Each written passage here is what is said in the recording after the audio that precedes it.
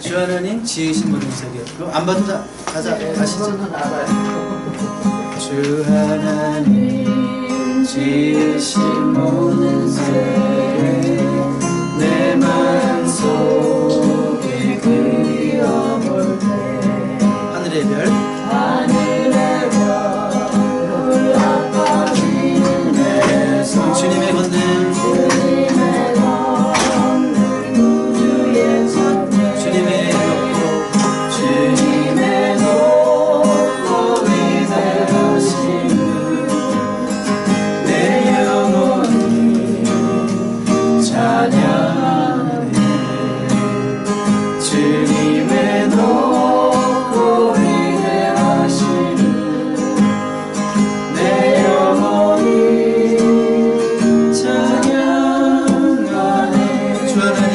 독생자 하나님 독생자 아낌없이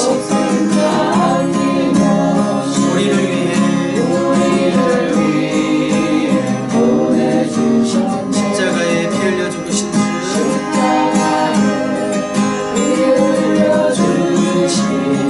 내 모든 죄를 구속하셨네. 주님의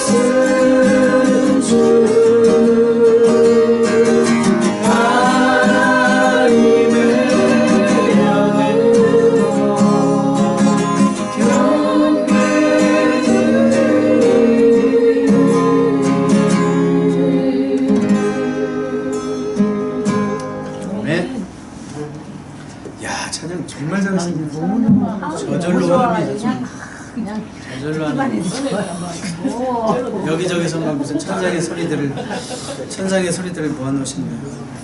그 2주 동안 가정학습 하시면서 어떠셨어요? 성경은 잘 읽으셨어요? 네. 제일 중요한 거는 읽는 거. 잘 읽으세요. 기억을 못해서. 네. 그 다음에 이제 같이 보이지 못하면 아쉬운 게 모든 교육이라는 게 어떤 뭐랄까 인스트럭션으로만 끝나면 안 되고 인터랙션이 있어야 되잖아요. 그러니까 우리 어떤 퍼스널, 인터퍼스널 이런 서로 관계 속에서 이루어지는 그런 관계가 있어야 되는데 모이지 않으면 아무래도 좀 한계가 있죠. 카톡으로만 하고 나눈다고 해도 페이스 투 페이스를 보고 이렇게 공부도 하고 또 나눔도 있고 또 재미도 있고 먹고 또 내가 몰랐던 은혜를 남들을 통해서 캐치할 수도 있고 이런 의미에서 이 모이지 않을 때 어떤 한계들이 좀 있었을 것 같아요. 그래도 성경은 읽으셨죠? 네. 그것만은 무슨 일이 있었어요? 목사님 그것도 톡톡도 듣고. 네. 그러니까 결석을 하시는 한이 있더라도 성경은 넘기지 말고 진도에 따라서 꼭 읽고 그 삶을 변화시키는 성경 공부가 될 수 있기를 바랍니다.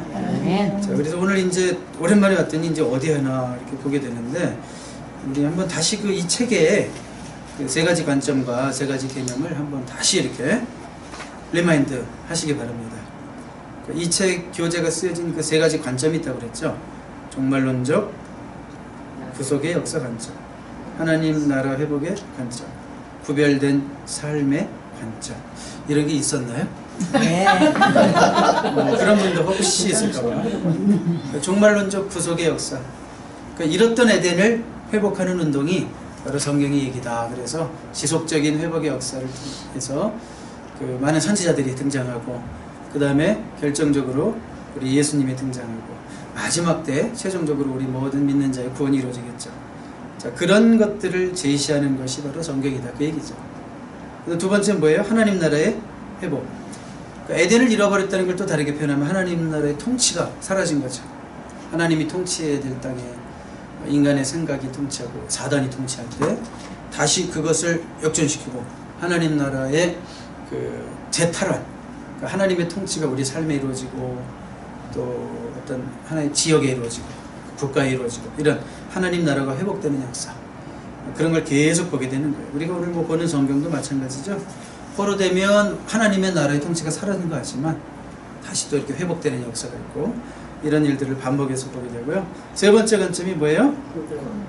구별된 삶, 거룩의 관점이라고 할 수도 있고. 이건 뭐죠? 성경은 끊임없이 우리에게 구별된 삶을 살아라 라는 것을 요구한다는 거죠. 구별된 삶, 거룩한 삶, 하나님 통치 안에서 사는 삶. 그래서 이제 세 가지 개념이랑 조금 연결시켜야 되겠죠.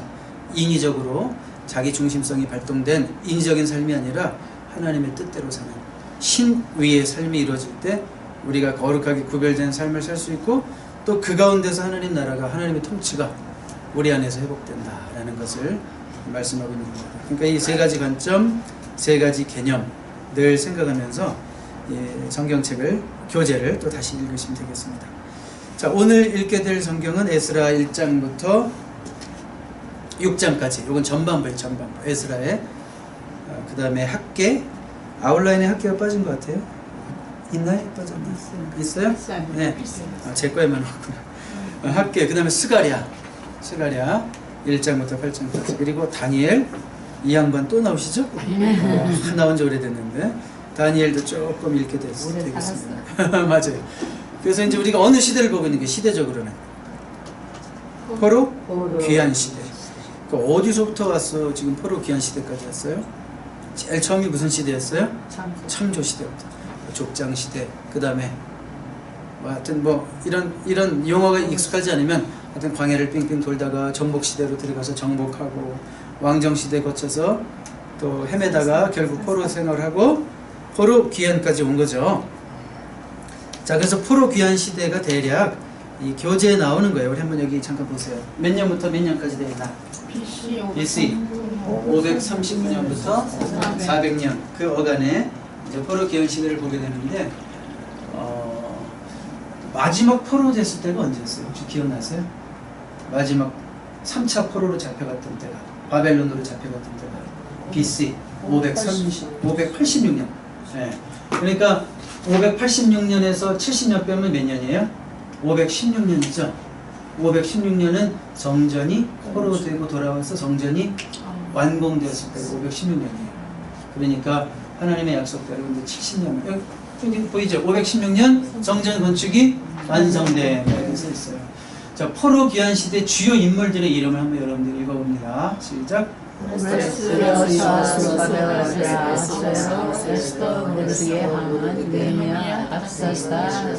거의 아는 분이 아는 사람이에요? 아는 분이라고 하려고 그랬더니 열받는 사람이 하나 섞여 있어. 저기 산발랏이라고. 네.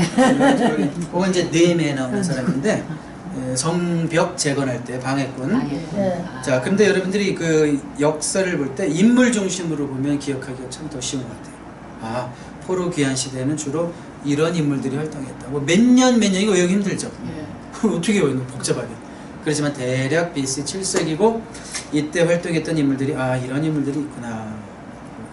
그 다음에 성경은 이제 포로 귀환 시대에 쓰여진 성경들이 에스라, 에스더, 느헤미야, 학계, 스가랴, 요엘, 말라기가 있구나. 이 정도로 생각하시고 보면 돼요. 자, 이것은 여러분들이 이제 교재를 자세하게 참조하시면 되겠습니다. 자, 그래서 이제 우리가 교재로는요 58, 59, 60을 이번 주에 읽게 되는데 58일은 뭐냐면 욥기예요. 뒷부분. 근데 이건 우리가 그냥 지난주에 미리 해버렸어요. 욥기는 한꺼번에 읽으시라 해서 했고 오늘은 그래서 좀 내용이 짧아요. 왜냐하면 59일, 60일만 해요. 그러니까 59일, 60일 부분만 우리가 좀 리뷰를 하고 여러분 읽으실 때는 58일부터 읽으시고 그렇게 하시면 되겠습니다. 에스라, 학개, 스가랴, 다니엘 다 읽는 게 아니라 이제 부분만 읽으니까 얼마 안 많다라는 것만 생각하시면 되겠습니다. 자, 우리 한번 먼저 아웃라인에 제가 그런 질문을 드렸는데 역대하 마지막 장 36장 22절, 23절 이제 끝나는 부분이죠. 역대하. 그러니까 역사서가 끝나는 부분.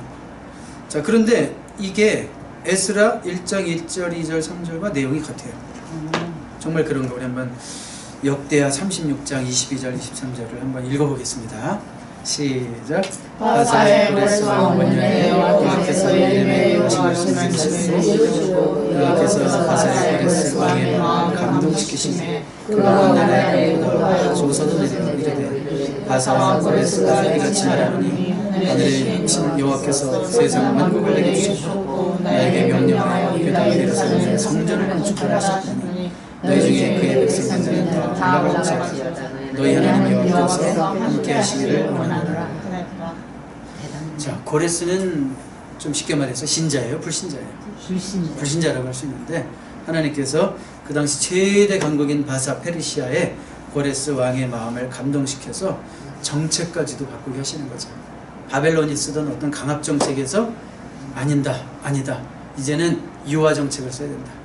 그리고 이 사람들 관리하기도 힘든데 그 나라 다 돌아가라고 그러고 우리 그냥 총독이나 세워서 통치하자. 이런 정책까지도 바꾸게 하신 거죠. 그러니까 포로 귀환이 가능해진 거죠. 그러니까 이런 정책을 주관하신 분이 누구예요? 다 사람의 마음을 바꾸시고 정책조차도 바꾸시는 분이 하나님이십니다. 그래서 조서를 내려서 성전 건축을 하라. 가서 그냥 가기만 하는 게 아니라 성전 건축을 하라고 물자까지 다 대주죠. 돈도 다 대주고 지도자도 세워주고. 자, 이런 일들을 이제 역대 우리가 마지막 부분에서 보는데 역대하는 사실은 역사로 따지면 그 사무엘상하, 열왕기상하 역사부터 다 다루는데 이 포로 귀환 그 직전의 역사까지 다루고 있는 거죠. 그러니까 왜냐하면 쓰여지기는 언제 쓰여진 거예요? 역대하가. 역사는 사무엘상하, 열왕기상하랑 비슷한 시기들을 다 이렇게 다루고 있지만 쓰여지기는 에스라가 포로 귀환한 후에 이제 포로지에서 돌아온 백성들을 위해서 다시 격려하고 정체성을 회복시키기 위해서 쓴 게 역대하죠. 그래서 마지막 부분에 보면 그 시대 역사까지 다루게 되는 거죠. 그러니까 열왕기하 끝날 때는 이렇게 안 끝나요. 근데 역대하는 이렇게 끝나는 거예요. 왜요? 후대에 기록되었기 때문에. 그래서 이게 에스라로 그대로 이어지는 거예요. 에스라 1장 1절, 2절, 3절을 보니까 조금 아까 읽은 거랑 비슷해요. 한번 다시 읽어볼까요? 시작. 사사와 고레스 왕의 여호와께서 예레미야 입을 통해 하신 말씀을 이루게 하시려고 고레스 마음을 감동시키심에 그가 하늘에 공포도 하고 조사도 내리되 바사와 고레스를 말하니 하늘의 하나님 여호와께서 세상 모든 나라를 내게 주셨고 나에게 명령하사 유다 예루살렘의 성전을 건축하셨나니 이스라엘 하나님은 참 신이시다.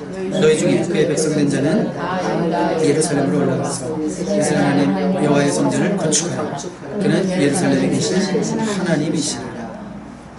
아주 신자 다 됐죠. 고레스가. 고레스가 하는 얘기들이 정말 되게 멋진 얘기를 하고 있어요. 그러니까 왜 역대하의 마지막 부분이랑 에스라 1장의 내용이 같을까? 이것이 이어지는 역사구나. 그러니까 쓰여진 시기는 비슷하구나. 그래서 역대기의 역사는 에스라로 이어진다. 이렇게 생각하시면 되겠습니다. 자, 그 다음에 이제 여러분 그 다음 말을 보세요. 포로 귀환은 예언의 성취입니다. 저는 이 참 포로 귀환이 몇 년 만에 이루어졌죠? 70년 만에 이루어진 걸 보면 저는 한국을 자꾸 생각하게 돼요. 한국이 그 해방하고 정부가 수립되고 이제 1948년이죠. 그럼 올해가 몇 년째예요? 70년째잖아요. 야, 한국에도 올해 뭔가 좀 무슨 일이 일어났으면 좋겠다. 막 이런 꿈을 꾸게 되는데, 하여튼 그건 제 소원이고, 제 바람이고. 포로 귀환은 누가 70년 기간을 예언했었죠? 아주 정확하게. 그렇죠. 예레미야가 예언했었던 바. 여러분, 괄호 채우기가 드디어 나왔죠. 예레미야가 70년 기간을 예언했고요. 예레미야 29장 10절 외에도 또 있어요. 그리고 포로 귀환 되기 150년 전에 예, 고레스 왕의 통해서 귀환을 이루어질 것을 예언한 선지자는 이사야죠. 역시 이 이야기는 이사야 44장 그리고 45장 등에 있다는 것을 아시면 되겠습니다. 자, 그러니까 성경은 예언과 성취의 책이다 이렇게 말할 수도 있어요. 예언과 성취의 책이다. 구약 성경은 예수님이 오십니다 라는 책이고 신약 성경은 예수님이 오셨습니다 라고 하는 책이에요. 구약 성경은 뭐라고요? 예수님이 오십니다 라는 책이고 Messiah is coming이고요. 그 다음에 신약 성경은 예수님이 오셨습니다 Messiah has come 이렇게 말할 수도 있다고요. 자, 그래서 성경은 예언 성취의 책이고 포로기아는 특별히 예언의 성취다라는 것을 우리가 보게 됩니다. 자, 언제 에스라를 본다고 그랬죠. 근데 에스라가 총 10장까지 되어 있는데 오늘은 어디까지요? 1장부터 6장까지 전반부. 자, 이것은 이제 1차 귀환을 다루고 있습니다. 자, 이때 지도자가 누구예요? 네, 스룹바벨. 아주 발음 좋았어요. 스룹바벨 어이, 마지막 어이 스룹바벨이라는 사람의 영도하에 백성들이 귀환한 이야기를 다루고 있는데 몇 명 정도가 귀환했냐면 5만 명 정도가 귀환했어요. 학자들에 따라서 조금 틀리긴 하지만 한 300만 명까지도 있을 수 있었다. 근데 그 중에 겨우 몇 명? 5만 명. 아주 실망스럽죠. 어쨌든 이것이 이스라엘 역사에서는 제2의 출애굽이라고 부를 만큼 역사적인 사건이에요. 왜냐하면 예언자들을 통해서 예언되고 하나님의 뜻이 이루어진 사건이기 때문에. 그러면 후반부를 여러분들이 이번에 읽지는 않지만 7장부터 10장까지는 누가 주인공일까요? 에스라 영도하에서의 2차 귀환을 다루고 있고, 그러면 3차 귀환은 언제 나올까요? 느헤미야를 통해서 이루어지죠. 자, 그때는 이제 성벽 재건이 이루어집니다. 그래서 여러분들이 책에 보면 이런 도표가 나와요. 1차 포로 귀환, 2차 포로 귀환, 3차 포로 귀환. 귀환 연대를 보세요. 536, 458, 444. 가만히 보세요. 1차 포로 귀환이 어떻게 보면 백성들의 기회잖아요. 돌아갈 수 있는. 근데 만약에 그때 못 돌아가면 우리가 결과적으로 보니까 몇 년을 기다려야 돼요? 자그마치 36에다가 42년 36, 48 거의 7, 80년? 그렇죠? 그렇다면 그때 못 돌아가면 거의 그때까지 살아있는 사람이 있다고 보기 힘들죠? 2차 기한 때까지? 그때가 40살이면 100살이니까 100살이 넘으니까 많이 살아가 좀 살았겠다. 아니요, 이때는 많이 안 살았죠. 이때는 이제 수명이 떨어졌을 때. 그러니까 기회라는 거는 그때 못 잡으면 끝일 수도 있겠다. 보세요. 그리고 2차, 3차 사이도 그나마 좀 낫죠. 한 14년 정도 차이 나요. 그래도 만약에 80세 된 할아버지가 그때 나 몸이 무거워서 안 갈래 이러다 보면 이제 못 가는 거예요. 3차 때 돌아가시는 거예요. 그러니까 우리에게 주어졌을 때 그 기회를 잡아야 되는구나, 그런 생각을 해왔어요. 자, 1차 포로기환의 인솔자는 스룹바벨이고 2차는 에스라, 3차는 느헤미야, 그리고 이렇게 여러 가지 내용들을 쭉 보시면 되겠어요. 근데 제일 밑에 보세요. 1차 포로기환을 다루고 있는 것은 에스라 1장부터 6장, 그리고 2차는 에스라 7장부터 10장, 그리고 3차는 느헤미야 1장부터 13장. 자, 여기 보시면 관련 사건 보세요. 관련 사건. 성전 건축이라는 말이 나오죠. 그 다음에 2차 포로기환은 종교개혁이라는 말이 나오죠. 종교개혁. 그리고 3차 귀환에는 성벽 중건이라는 말이 나오죠. 그러니까 우리가 그렇게 기억해야 돼요. 스룹바벨 그러면 성전 재건. 제 용어로 좀 바꿀게요. 스룹바벨 그러면 누구? 성전 재건. 에스라 1장부터 6장까지는 성전 재건. 그 다음에 에스라 7장부터 10장까지는 영적 재건이에요. 성전을 진 것도 아니고 성벽 공사를 한 것도 아니고, 에스라가 한 거는 오직 영적 재건, 백성들 세우는 일. 그 다음에 느헤미야는 성벽 재건. 성벽은 성전을 말하는 게 아니라 예루살렘 둘러싼 벽, 도시 건설을 다시 하고 방벽을 쌓고 방어하는 그런 일을 하는 거죠. 자, 그러니까 다시 한번요. 에스라 전반부는 주도하는 인물이 스룹바벨이었는데 그때는 뭘 했다고요? 성전 재건했고, 에스라는 에스라 7장부터도 나오고 나중에 가면 느헤미야 8장부터 또 나와요. 근데 에스라가 늘 했던 일은 뭐다? 백성들의 종교개혁, 영적 재건. 그 다음에 느헤미야는 나중에 와서 성벽 재건했다. 이렇게 기억하시면 되겠습니다. 학계와 스가랴 활동 전에 우리 한번 거기 교재 아웃라인에 보면 생각해보기. 약 300만 명으로 추정되는 포로 인구 중에 5만 명만 귀환했다는 것은 어떤 의미가 있을까요? 왜 그랬을까요 도대체? 네? 잘 살고 있죠. 해변은 그렇지. 적응했다 그죠? 적응했다 이거죠. 근데 이게 1차 출애굽 때랑은 많이 틀리죠. 여러분 출애굽기 때는 거의 200만 되는 사람들이 남아있었어요? 싹 나왔어요. 왜 그랬을까요? 지긋지긋해서. 그쵸? 하나님이 계획 속에서 백성들을 다 나오게 하시려고 어떤 방법을 취하셨어요? 고되게 일을 시키시고 고역에 시달리게 하시고. 그래서 어떤 면에서 1차 출애굽은 내 결단이 아니에요. 하나님 밀어내서 나간 거예요. 지긋지긋해서. 내가 여기는 또 광야 가니까 불편하지만 어쨌든 너무 싫은 거예요. 그게 억압받는 게. 그런데 이 바벨론 생활은 나름대로 살만한 거예요. 이때는 이 신앙의 결단이 필요해요. 하나님의 뜻을 믿고 나가야 돼요. 아주 이런 이게 특권도 아니고 뭐라고 그래요? 아까 제가 얘기했죠. 기회를 포착한 사람만 잡는 거예요. 믿음으로 결단하고 어떻게 보면 생활의 터전을 벌여야 되는 모험이죠. 그런 각오를 한 사람들만 그 놀라운 하나님의 역사에 동참할 수 있었다. 그러니까 인간은 자유보다는 안락함을 선호하는 본성이 있구나 라는 것을 우리가 알 수 있겠죠. 그래서 이것은 더 위대한 결단이었다라는 것을 우리가 알 수 있습니다. 자, 그 다음에 이제 아까 1장부터 6장까지 주인공이 누구라고 했어요? 영도자. 에스라 1장부터 6장까지. 스룹바벨이라고 그랬죠. 근데 스룹바벨이 일을 하다가 막 절망을 해요. 에스라 입대 보면 4장쯤에 사마리아인들이 막 방해를 해요. 못해 먹겠네. 이거죠. 쉽게 말해서. 무슨 프로젝트를 맡았는데 협력하는 사람도 없고 방해 세력만 많고 힘이 빠지는 거예요. 할 맛이 안 나는 거예요. 쉽게 말해서. 막 다 때려치고 싶은 거예요. 그때 그래서 한동안 공사가 중단이 되잖아요. 그때 그러면 안 됩니다. 일어나세요. 하면서 열심히 막 부흥했던 부흥 강사가 두 분이 계신 거죠. 누굴까요? 그분들이 바로 학개와 스가랴예요. 성전 건축은 이루어져야 되는 거예요. 그 당시로서는. 그런데 이것이 중단됐다는 것은 하나님의 뜻이 중단된 거랑 똑같은 거예요. 그랬을 때 스룹바벨의 마음에 불을 지피고, 그 당시에 총독이 이제 스룹바벨이고, 그 다음에 이제 대제사장 여호수아라고 나와요. 어디는 조슈아라고 나오고 어디는 예수아라고 나오는데 똑같은 사람이에요. 그러니까 그 옛날 정복 전쟁할 때 여호수아 말고 다른 여호수아, 대제사장 여호수아, 스룹바벨이 다 낙심해가지고 아유 이건 뭐 하나님의 뜻이고 뭐고 다 팽개치고 있을 때, 성전 안 짓고 자기 집만 짓고 있을 때 백성들, 그랬을 때 정신 차리라고 막 외치고 때로는 격려하고 때로는 혼내고 이랬던 사람이 누구라고요?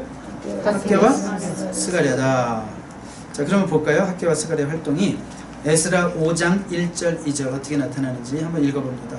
시작. 선지자를 보고 선지자 학교와 이도의 선지자 스가랴가 이스라엘 하나님의 이름으로 유다와 예루살렘에 거주하는 유다 사람들에게 예언했더니 이스라엘 아들 스룹바벨과 사닥의 아들 예수아가 일어나 예루살렘에 있던 하나님의 성전을 다시 건축하기 시작하며 하나님의 선지자들이 함께 있어 그들을 돕더니. 보세요. 누가? 학개와 스가랴가 자, 예언을 하는데 특별히 누구를 위해서 하나 보세요. 스룹바벨과 2절 예수아가, 그러니까 듣고 나서 예수아가 일어나 하나님의 성전을 다시 건축하기 시작합니다. 마음이 확 낙심되어 있어요. 낙담되어 있었어요. 낙심이라는 건 마음이 떨어졌다는 뜻이죠. 떨어질 낙자죠. 마음이 확 가라앉고 디프레션 되었다가 다시 설교 듣고 뻘떡 일어난 거죠. 그렇지. 정신 차려야지. 그래서 다시라는 말이 중요해요. 다시 건축하기 시작하며 하나님의 선지자들이 함께 있어 그들을 돕더라. 그러니까 총독 혼자만 일하는 게 아니에요.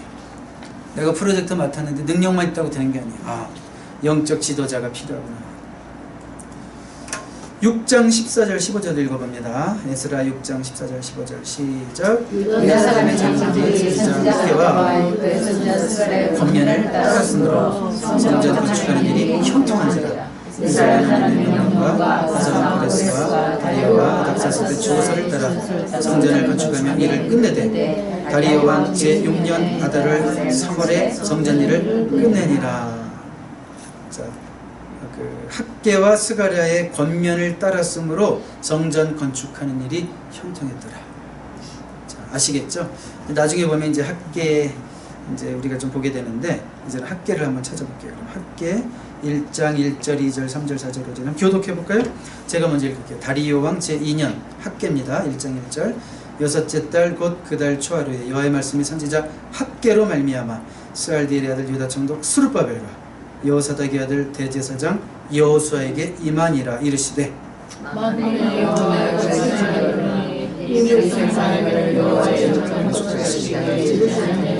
여호와의 말씀이 선지자 학개에게 임하여 이르시되 이 성전의 화하여는 너희가 이때 한국 산집에 다 같이요. 그러므로 이제 만군의 여호와의 같이 말하노니 너희는 너희의 행위를 살피지니라. 자, 백성들이 정신 못 차릴 때 두 가지 방법이 있어요. 한 가지는 매 때리는 거예요. 혼내는 거예요. 학교는 약간 그런 역할을 감당하고 있습니다. 자, 이제 뭐라고 얘기하나 보세요. 2절에 이 백성이 말하기를 여호와의 전을 건축할 시기가 이르지 아니하였다느니라. 이렇게 뭐 방해도 많고 이런 거 보니까 아직 때가 아닌가 봐요. 뭐 이러면서 게을러져 있다 이거예요. 그런 말이나 하고 있어요. 그런데 학개에게 임하신 말씀 4절 이 성전이 황폐하였거늘 너희가 이때 판벽한 집에 거주하는 것이거든요. 판벽하다는 걸 럭셔리어스한 걸 말하는 거예요. 화려한 집을 말하는 거예요. 성전은 짓다 말아가지고 진짜 먼지만 쌓이고 그지같이 그냥 그대로 이렇게 놔두고 자기들 집만 막 열심히 짓고 있는 백성들의 그 꼬라지를 보면서 학개가 막 열받은 거야. 하나님의 뜻은 어디 가고 니네 집만 짓고 하자. 니네만 잘 살고 있니? 성전은 거지 같고 말이야. 교회 지붕은 맨날 물 새고 그러는데 니네 집만 고치냐? 뭐 이런 얘기 같지 않아요? 자, 그러니까 학개가 그냥 막 혼내는 거야. 지금 엄청 혼내는 거야. 우리 교회는 안 셉니다. 자, 그래서 이제 이렇게 혼나고 각성하는 거죠. 근데 이제 학개가 혼내지만은 않아요. 2장에 가보면 이제 그 이전 성전보다 이 성전의 영광이 더 클 것이다.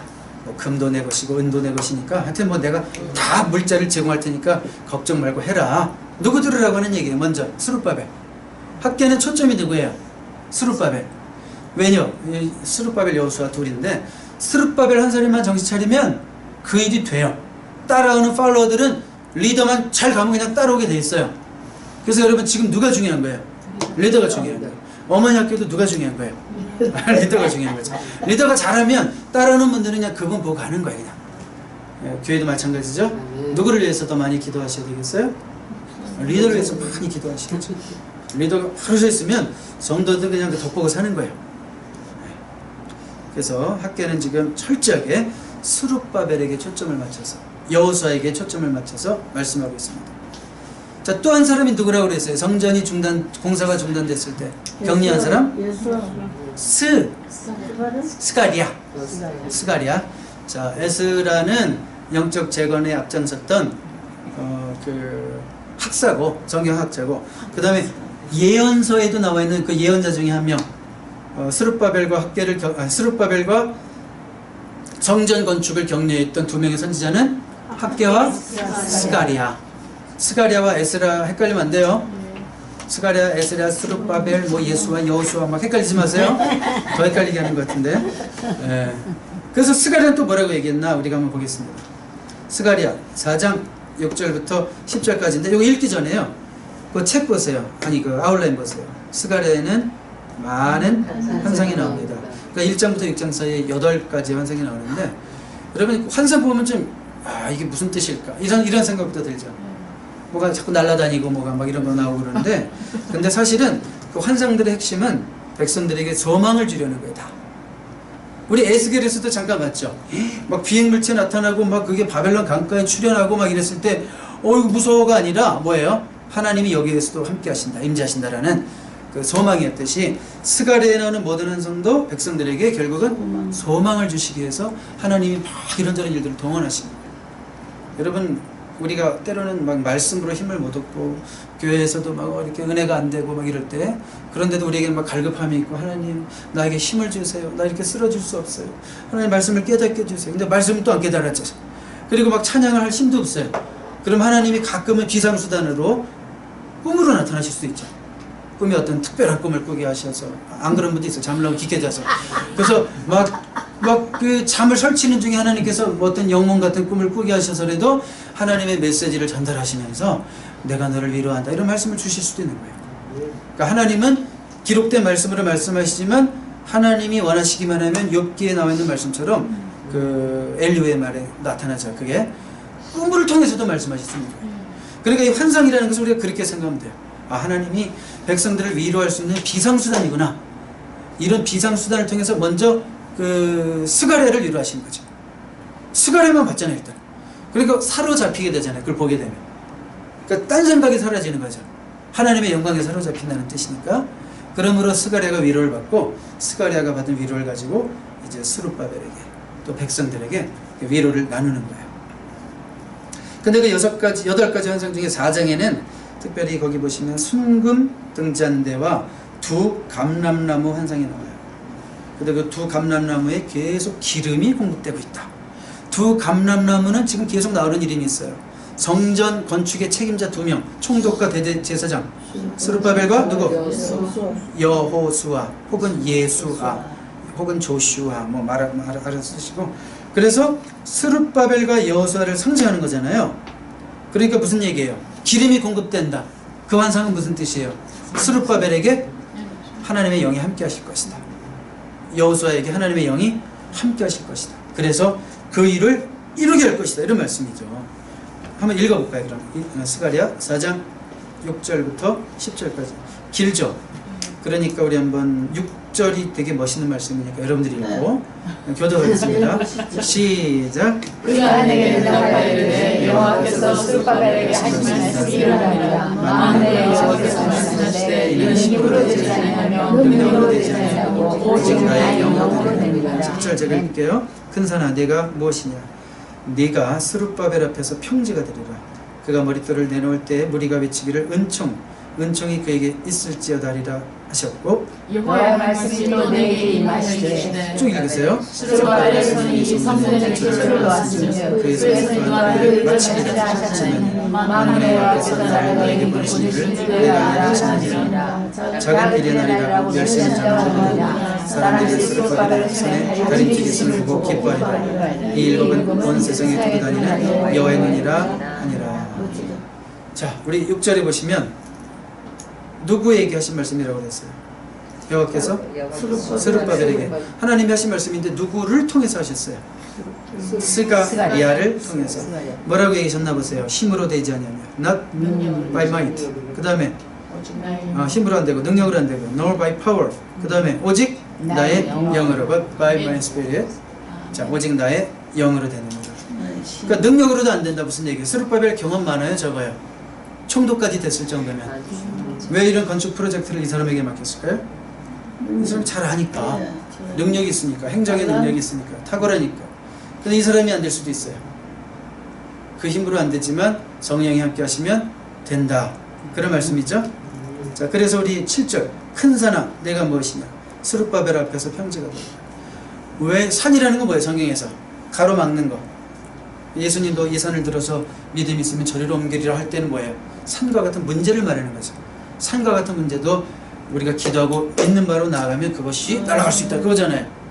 그러니까 스룹바벨 앞에 있는 큰 산은 뭐예요? 사마리아인들의 방해고, 사마리아인들이 막 조직적으로 방해를 해서 조서를 쓰고 편지를 써서 행정적으로 이를 방해하고 백성들의 마음을 낙담하게 하는 그 백성들의 처진 분위기, 이게 다 큰 산이죠. 이런 처진 분위기 속에서 하나님이 어떻게 위로하십니까?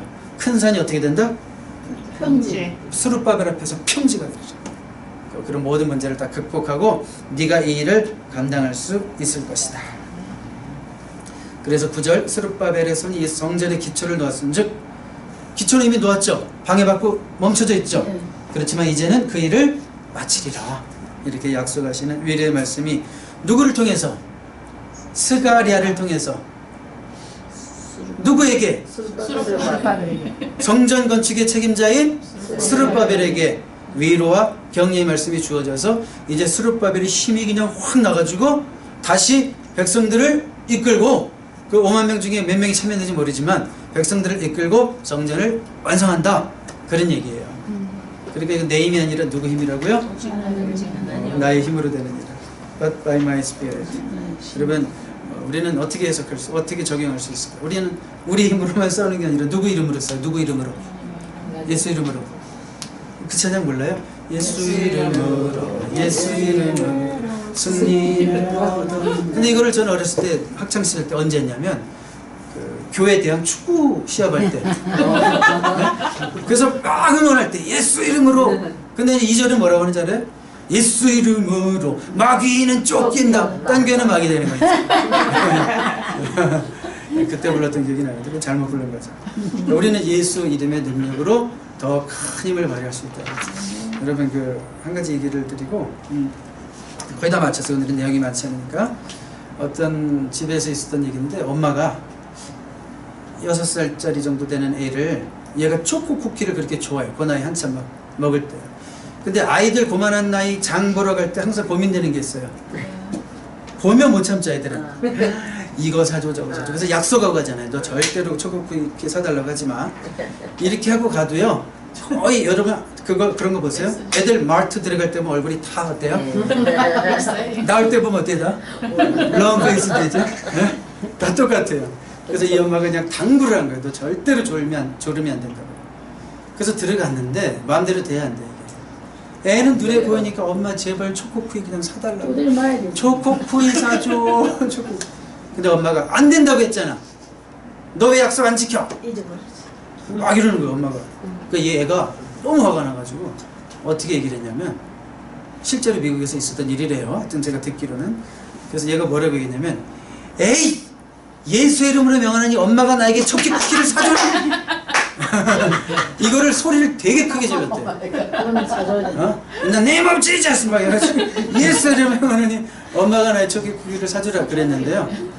그때 같은 그렇게 소리를 지를 때 그 분위기가 그 엄마와 아이의 대화를 많은 사람들이 이렇게 목격하고 있는 분위기였어요. 그래서 그 구경하고 있었던 사람들이 너무 그게 웃긴 거야. 재밌기도 하고 귀엽기도 하고. 그래가지고 너도 나도 쿠키를 사줘가지고 10박스를 쿠키를 엄마가 안 사주고 10박스를. 네. 그래서 이게 웃긴 얘기지만 이 아이에게는 평생에 남는 게 있을 거예요. 아, 예수 이름의 능력이 이렇게 대단한 거구나. 여러분의 삶 가운데도 이거는 다른 얘기인데 네. 9살짜리 애가 질문을 했어요. 엄마 내가 하나님을 열심히 믿어서 죽었는데 하나님이 없으면 어떻게 해? 이렇게 얘기를 하더래요. 그러면서 근데 이제 스님들이 하나님을 막 열심히 믿고 천국에 갔어. 근데 스님이 봤는데 하나님이야. 그럼 어떻게 해? 이런 질문을 했어요. 그래서 그 이야기를 듣고 제가 고민을 했어요. 거기에 대한 대답을 어떻게 해야 되겠나. 그래서 제가 오늘 아침에 우리 하람이가 아들이거든요. 10살 난 아들이거든요. 아들한테 물었어요. 그러니까 아들이 하는 소리가 제가 너무 감동을 받았어요. 맞는 말인가는 모르겠지만 저는 우리 아들 말이 맞다라고 생각을 해요. 엄마 우리 말씀에는 그 예언이라는 게 있지 않느냐. 예언이 프로핏이 뭔지 아냐 나보고. 알아. 예언이 있는데 부다나 뭐 이런 다른 데는 예언이라는 것이 없대요. 예언이 있어도 이루어지지 않는데 하나님의 말씀 우리가 예언이 이미 이루어졌대요. 그거가 있기 때문에 하나님이 진짜로 있다라는 것을 얘기하는 거라고 얘기를 하더라고요. 예언의 성취에 대해서 얘기를 하더라고요. 너무 놀랐어요. 그러면서 그거는 인선이가 성경책을 안 읽어서 모르는 거야 이렇게 얘기를 하더라고요. 그래서 제가 너무 이렇게 그 예언이라는 말에 대해서 제가 많이 좀 놀랐거든요. 그 아이가 그 예언이 성취되었다는 얘기까지 한 예수님 오시고 어린아이가 그런 얘기를 했다는 건 굉장한 거네요. 그러니까 성경의 정확성, 역사성, 신빙성 이런 어떤 밸리다티 그런 거 그런 것들을 얘기할 때 그 예언 성취가 얼마나 정확하게 이루어졌느냐라는 것도 많은 사람들에게 우리가 이 진리를 변증할 수 있는 중요한 도구가 되잖아요. 그래서 깜짝 놀랐어요. 저는 그렇게 이야기 안 했거든요. 근데 그건 어린아이로서는 그만 한다 그래 뭐 이런 얘기를 했는데 주일학교를 잘 다니는 아이라고. 저가 아버지가 제가 같이 아니 이 아이가 그래서 예언이 이루어졌고 또 하나는 말은 다른 데는 예언이라는 게 없을 수도 있고 있다 하더라도 이루어진 예언이 없다라고 얘기하는 거예요. 그리고 그 예언이 이제 예수님 오신 것, 예수님 오셨다라는 것까지 네. 얘기하더라고요. 그래서 성경의 많은 예언들이 네. 그 특별히 이제 예수님 오심에 대한 그 예언이 성취될 수 있는 확률은 그 확률상으로 수학적으로 거의 계산이 불가능할 정도로 큰 확률이죠. 예를 들어서 뭐 10에 뭐 몇몇몇 영자가 뭐 이렇게 뭐 수십 개가 붙어야 될 정도로 자성분의 1의 확률이 이루어졌다 이거죠. 그러니까 한 가지의 예언이 정확한 날짜에 그런 정확한 상황 속에서 이루어지는 것도 힘든데 수십 가지 수백 가지가 똑같은 정황 속에서 상황 속에서 그때 이루어질 수 있는 확률이라는 것은 수학적으로도 계산이 불가능한 일이고, 그리고 누구는 이렇게 표현을 해요. 텍사스라고 하는 주에 그 동전을 다 깔아놨어요. 그 금화 같은 거를 그냥 여러분 그 쿼러를 쫙 깔아놨어요. 쿼러를 깔아가지고 텍사스 전체가 한 70cm로 깔아놨어요. 동전을. 텍사스 전체의 쿼러를 70cm로 깔아놨으면 그게 쿼러가 얼마나 많은 거예요? 그런데 그 중에 한 쿼러에다만 X를 찍었어요. 그래가지고 아무거나 무작위로 랜덤으로 집었을 때 그 X한 것이 집힐 확률이 예수님이 구약에서 그 예언되었던 대로 그대로 성취될 확률과 똑같다. 이렇게 계산을 했던 학자도 있었던 기억이 나네요. 자, 그래요. 그러니까 우리는 다시 본론으로 돌아와서 Not by might nor by power but by my spirit이라고 그랬으니까 우리도 예수의 이름의 능력을 좀 더 체험하면서 살 수 있는 저와 여러분들 되시기를 바랍니다. 우리 마지막으로 다니엘 6장은 여러분 잘 아시는 얘기인데 이거는 왜 다니엘은 자꾸 이렇게 쪼개서 읽을까요? 다니엘이 워낙 3차 포로시 긴 시간 동안 그렇죠? 예. 3차 포로 때 3차 1차 포로 때 잡혀와서 그 다음에 좀 언제까지 계신 거예요 이분이? 나라가 바뀌었어요. 바벨론 제국에서 뭐로 바뀌었어요? 바사 제국으로, 페르시아 제국으로 바뀌었어요. 그리고 왕도 다리오 왕 때까지, 첫째 왕도 아니고 다리오 왕 때까지 이제 그때 벌어지는 일들을 보여주고 있는데, 근데 다니엘은 늘 어땠어요? 인정을 받았어요. 잘 나갔고 이때도 그런 상황이죠. 그 나이에도 또 이렇게 왕이 다 다니엘만 의존하는 상황이고 이렇게 다니엘만 높여주는 그런 상황에서 많은 사람들의 시기를 받게 되고, 그러면서 이제 일련의 사건을 통해서 이제는 그 왕 앞에 기도해야 되고 절해야 되는 그런 상황이 왔을 때 다니엘은 오히려 어떻게 했다고 그래요? 여러분 성경 읽으시면 왕의 조서가 내린 줄을 알고도 창문을 열고 예루살렘 성전을 향하여 3번씩 기도했다라는 건 뭐예요? 비록 이방 땅에 살지만 나는 정신까지도 식민지화되지 않겠다. 내 신앙은 여전하다. 어디를 살아도 내 믿음은 여전하다. 직장이 아무리 막 열악하고 힘들고 불신자들이 막 떠들어대고 막 별의별 얘기 다 하고 막 사기치고 거짓말해도 나는 그렇게 살지 않겠다. 뭐 그런 얘기잖아요. 그렇죠? 결코 나는 영향받지 않고 영향 주고 살겠다. 근데 이제 이렇게 대쪽같이 살면 항상 위기가 있죠. 편할 리가 없어요. 적당히 타협해지 인생이 편한데 이렇게 살면 편하지가 않아요. 그래서 여러분들은 적당히 타협하면서 편하게 사시겠어요? 그럴 수 없는 거잖아요. 그래서 했을 때 어디로 들어갑니까? 어디로 들어가요? 다니엘이? 사자굴로. 그러면 그때 왜 사자가 다니엘을 안 먹어 삼켰을까요? 하나님 어떻게 했을까? 난 그게 신기하잖아요. 잠잠해라. 혹은 뭐 별 생각을 다 해봤어요. 천사 사자가 3일 동안 과식을 해서 매일이야 배가 불러서 아니면 재웠을 것 같아요. 어제 먹은 게 체했나? 재웠을 것 같다. 재웠어요. 네, 하여튼 여러 하나님의 어떤 비상 수단을 통해서 제가 읽을 거는 이 말씀인 것 같은데 그 사자굴에 들어갔을 때 다리오 왕이 물어봤잖아요. 네, 안전하냐? 그랬을 때 이 다니엘이 천사가 그 사자 입을 막았다고 그런 것 네, 같은데. 그렇게 나와요. 맞아요. 그러니까 그거는 이제 분명히 다니엘이 체험한 그 신앙 고백인데 그런 과정을 어떻게 하나님 또 인도하셨을까를 이제 혼자 생각해 본 거고. 자, 그런데 여러분 그렇다면 고린도전서 10장 13절에 유명한 말씀이 있죠. 우리가 시험을 당할 때가 있죠. 근데 어떤 시험까지만 주신다고 그랬어요? 감당할 감당할 시험만 주신다고 그랬고, 또 시험 당할 즈음에 무슨 길을 내서? 피할 길을 내서라고 그랬어요. 이상하게 사제 이빨이 부러지든지 뭐 어떻게 해서든지 뭔가 피할 길이 갑자기 생기는 거예요. 그래서 하나님께서는 아, 이렇게 감당할 시험만 주시는 분이구나. 그거를 믿는 게 중요해요. 근데.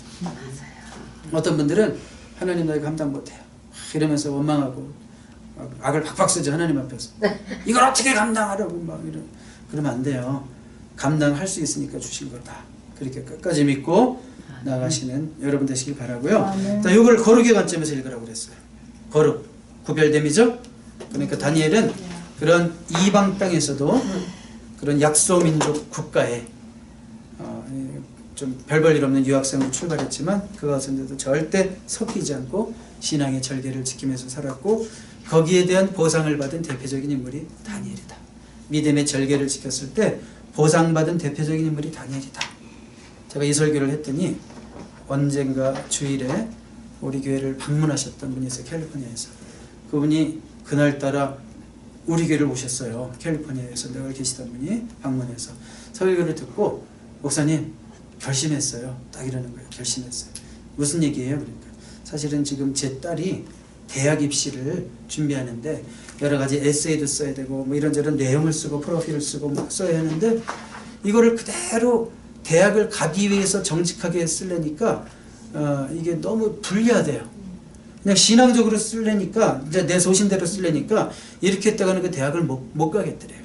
그래가지고 좀 거짓말로 좀 속여가지고 적당히 써서 어쨌든 이 대학 가고 보자 이런 식으로 생각했는데 오늘 목사님 설교 듣고 결심했어요.